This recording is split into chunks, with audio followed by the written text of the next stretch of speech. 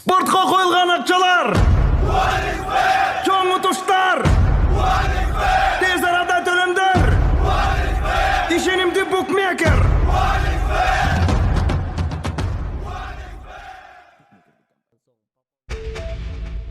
Ош шаарында спортчулардын ортосунда чыр чыгып ок атылды.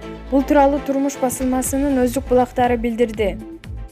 Маалыматка караганда 21 сентябрь күнү КС спортчу РТнын бутуна ок аткан. Ош облустар аралык бириккен клиникалык ооруканасынын 21 сентябрь күнү кечинде РТнын оң санына ок тийип кайрылганын тастыкташты. Ал жандандыруу бөлүмүнөн сыныктар бөлүмүнө которулган. Спортчу белгисиз адам ок атканын билдирген.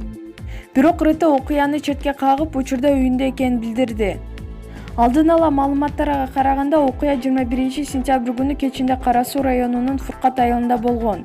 Белгилүү эки мушкердин ортосунда чыр чыгып ок атылган. КС жана РТнын Кара Суу районундагы эң мыкты деп саналган спорт клубунун спортчулары. РТ мурда Араван районунда милиция кызматында иштеп кеткендиги дагы айтылууда. Милиция азырынча аталган факт боюнча маалымат бере элек.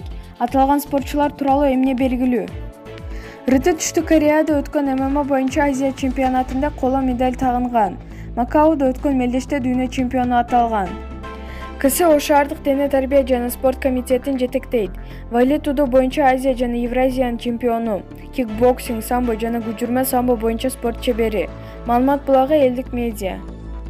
КТРКнын мурдагы башчысы Илим Карбеков мырзалардын ордун аялдар, ал эми аялдардын ордун мырзалар элеби деген ачуу тамашасын социалдык баракчасына жазды. Жакында эркектер ушинтип шалпылдатып шашлык, тамак жасап, чай кайнатып, идиш аяктарды тыта жууп, ой алтынын тыйы чемпионатта күрөшүп, чуркап, секирип жатты эле. Медаль алганына аз калды. Азыр келсе акча болуп келет. Баттыраак тамак жасай калайын деп калмай болду окшойт, достор. Аз эле калды окшойт ошого. Даярданып атам, анан эмитенели. Кийин кыйыныраак болуп калбасын деп. Анан кээде эркектер отуруп сүйлөшүп калабыз го бирөөнү, ой эркек экен депчи, жакында даана кыз же аял экен, же о айсулуу экен деп калабыз го бул темп менен. Балдар, бирдеке кылсак болот эле деп билдирди. Маалымат булагы элдик медиа.